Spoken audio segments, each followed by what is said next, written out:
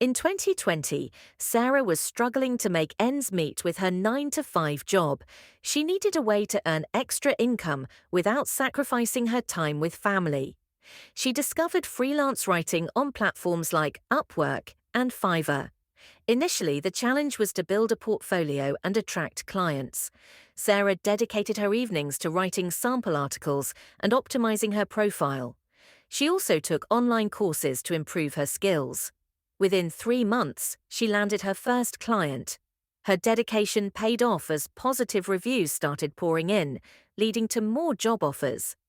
By the end of the year, Sarah was making more money from freelancing than her full-time job. She eventually quit her 9 to 5 and now enjoys the flexibility and higher income of freelancing. Sarah's story shows that with dedication and the right strategy, making money online is not just a dream, but a viable reality.